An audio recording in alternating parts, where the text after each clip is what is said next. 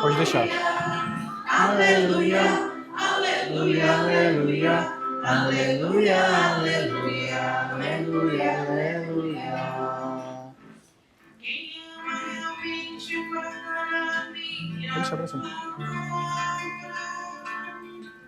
e o meu Pai o amará, e a Ele nós viremos.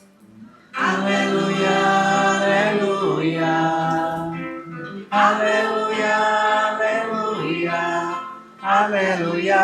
aleluia, aleluia, aleluia, aleluia, aleluia, aleluia, aleluia, aleluia, aleluia, aleluia, aleluia, aleluia. O Senhor esteja convosco. Proclamação do Evangelho de Jesus Cristo segundo João.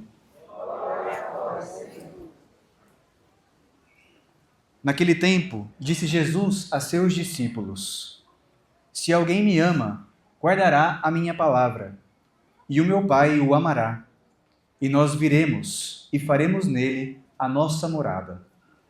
Quem não me ama não guarda a minha palavra, e a palavra que escutais não é minha, mas do Pai que me enviou. Isso é o que vos disse enquanto estava convosco. Mas o defensor, o Espírito Santo, que o Pai enviará em meu nome, ele vos ensinará tudo e vos recordará tudo o que eu vos tenho dito. Deixo-vos a minha paz vos dou, mas não a dou como o mundo. Não se perturbe nem se intimide o vosso coração. Ouvistes que eu vos disse: Vou, mas voltarei a vós. Se me amasseis, ficaríeis alegres, porque vou para o Pai, pois o Pai é maior do que eu. Disse-vos isto agora antes que aconteça, para que, quando acontecer, vós acrediteis. Palavra da salvação. Podemos nos sentar um breve instante, queridos irmãos, queridas irmãs. Neste sexto domingo da Páscoa, nós escutamos essas leituras que continuam as reflexões da semana passada. Na semana passada, nós víamos essa comunidade, a igreja, que é uma comunidade regida por uma lei especial que o próprio Senhor deixou, o seu mandamento novo: amai-vos uns aos outros como eu vos amei. Esse Deus que faz novas todas as coisas e que também renova a face da nossa igreja. Hoje nós vemos algumas consequências dessa lei, alguns desdobramentos. Em primeiro lugar, que quem ama a Deus guarda a sua palavra. E guardando essa palavra de Deus, é feito uma morada de Deus. Deus faz em nós a sua morada. Ele, então, após a ascensão do Senhor, cumpre essa promessa que ele faz nesse evangelho, envia seu Espírito para nos ensinar mais sobre essa palavra, para nos recordar a palavra que ele mesmo nos falou, e nos deixa a paz. Uma paz, como ele disse, que não é uma paz como a paz do mundo, mas uma paz especial, a paz que vem do próprio Senhor. A paz que o Senhor nos dá não é uma ausência de tribulação, uma ausência de dificuldades. Essa não é a paz que o Senhor nos promete. Por isso, então, ele nos convida a permanecer firmes. Não se perturbe, nem se intimide o vosso coração, porque a tribulação vai permanecer no mundo. A dificuldade, o sofrimento vai permanecer no mundo, como nós escutamos na semana passada. É preciso sofrer muito para entrar no reino de Deus. Mas então a gente pode se perguntar, né, com tanta dificuldade, com tanto sofrimento, como que Jesus ainda tem a audácia de nos pedir isso, né? Que não se perturbe o nosso coração. Como, padre? Muita gente pergunta, como eu não vou me perturbar no dia de hoje? É possível a gente não se perturbar com tanta coisa de ruim acontecendo? E aqui a gente tem que fazer uma distinção muito importante, porque senão a gente fica doido. Não se perturbar, não ter o coração perturbado, não significa não se incomodar e não sofrer. Não é essa a paz que Deus promete. Incômodos, sofrimentos neste mundo são inevitáveis. Eles vêm sozinhos. Nós não precisamos nem pedir para Deus, né? O sofrimento vem sozinho. Agora o que Jesus nos diz é que não nos desesperemos, que não nos falte a esperança, que não nos falte a fé no meio de tanta tribulação. E essa é a verdadeira perturbação. Porque quem sofre, mas sofre com fé, sofre de uma maneira. Agora, quando a gente sofre e a nossa fé está abalada, aí a gente sabe, esse é o verdadeiro sofrimento, né? Essa é a verdadeira tribulação, essa é a verdadeira perturbação. A falta de fé. A fé nos dá fortaleza para enfrentar o que vem pela frente. A ausência dela é a verdadeira perturbação. Mesmo que nós estejamos abatidos, mesmo que nós tenhamos muitas razões para de repente até mesmo perder a nossa fé, Deus nos dá ainda mais razões suficientes para manter de pé a nossa fé e a nossa esperança. Quem ama a Deus, quem busca amar a Deus, quem pelo menos se esforça um pouquinho para se manter firme na presença de Deus, é capaz de guardar a palavra de Deus. E guardando a palavra de Deus, Deus faz de nós a sua morada. Deus habita em nós de maneira especial. Deus habita no nosso coração, se faz presente no meio das nossas tribulações, nos dá fortaleza para enfrentar tudo aquilo que nós vivemos. Na segunda leitura, no livro do Apocalipse, nós escutamos que lá no futuro, no céu, no paraíso, no final dos tempos, isso nos dizia o autor sagrado, não havia templo. Ele dizia, não vi templo na cidade, pois o templo é o próprio Senhor. Ele habita no nosso meio. Essa é uma visão futura, onde já não se precisará mais de templos. Hoje nós estamos num tempo em que sim precisamos dos nossos templos, né? Temos aqui vários peregrinos vindos das suas paróquias, das suas comunidades. Temos aqui o nosso santuário, um lugar onde nós encontramos de modo especial a presença de Deus, a presença da nossa mãe. Os templos são para nós essa recordação de que nós vivemos na presença de Deus, de que Deus habita em nosso meio.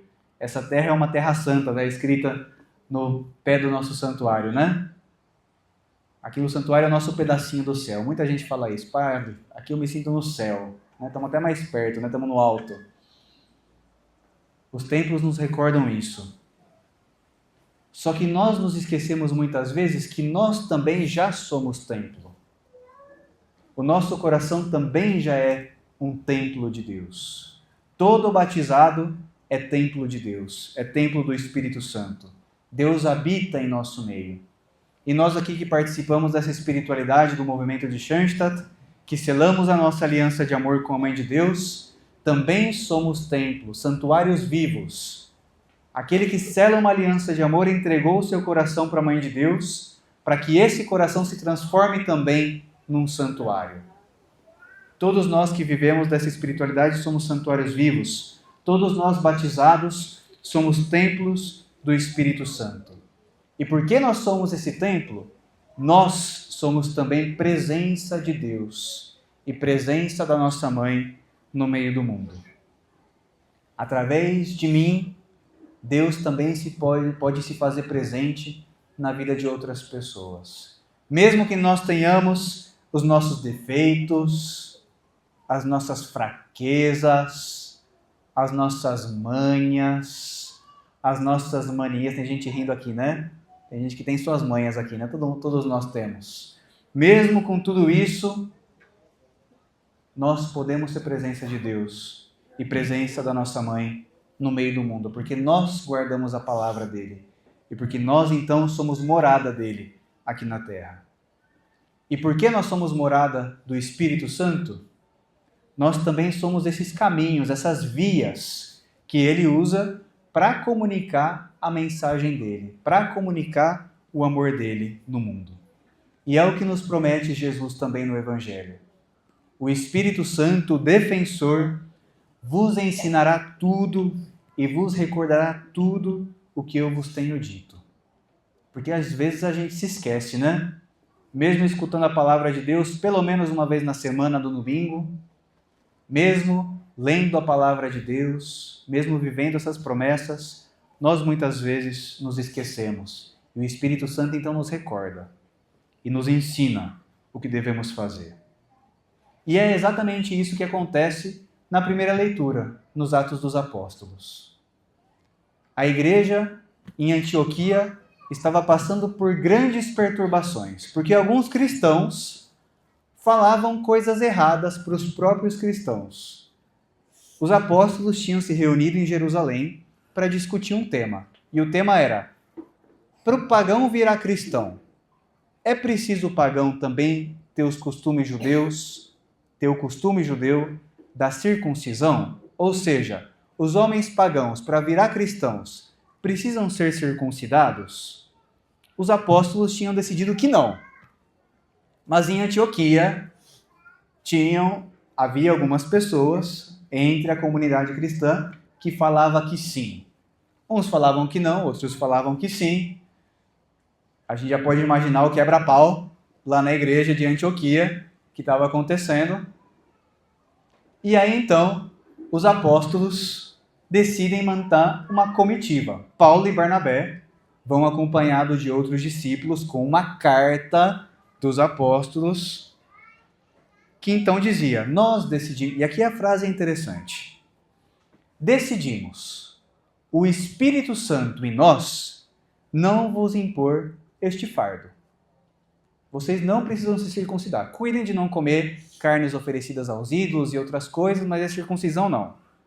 Agora olha essa frase: decidimos, o Espírito Santo e nós. Não nós sozinhos, mas com o Espírito Santo. O Espírito fala de muitas maneiras na nossa igreja, né?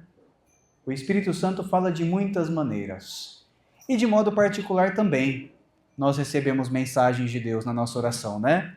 Muita gente relata isso. Estava rezando e de repente veio uma mensagem para mim e eu estou vivendo isso. Quando é algo para você e só para você, você tem autoridade de falar isso sim. Se aquilo realmente vem de Deus, né? A gente vai perceber pelos frutos. Mas quando é algo em nome da igreja, a única maneira que a gente pode ter certeza é essa que os apóstolos relataram. Nós nos reunimos, rezamos, dialogamos, e aí então o Espírito Santo e nós decidimos tal coisa. Nós estamos no momento da nossa igreja, graças a Deus, em um caminho sinodal, começado ali pelo Papa Francisco, mas a sinodalidade existe desde o momento zero na igreja. A igreja sempre foi sinodal. Os apóstolos, desde o começo, desde a ascensão de Jesus e a vinda do Espírito Santo, precisavam se reunir para decidir. E decidiam juntos. É o que está acontecendo neste momento, mas acontece desde sempre. Nos caminhos sinodais, e hoje em dia, o Papa Francisco quis remarcar muito isso, né? Todos têm uma voz nesse diálogo. Mas se a gente quer ter certeza mesmo daquilo que o Espírito Santo sopra para a igreja, nós precisamos olhar para o magistério, para aquilo que a igreja fala oficialmente através dos seus pastores. E nós vivemos numa época em que, graças a Deus, todo mundo tem voz, mas isso também causa um problema para a gente, né? Causa um problema, porque aí existe diversidade de opiniões, mas sempre existiu isso. E hoje em dia, esse problema que acontecia lá em Antioquia continua acontecendo. De repente, alguns cristãos levantam a sua voz como se fossem a autoridade da igreja, né? Hoje em dia, basta abrir uma conta de Instagram e ganhar seguidores para ser uma autoridade na igreja. E não é assim. Não é assim.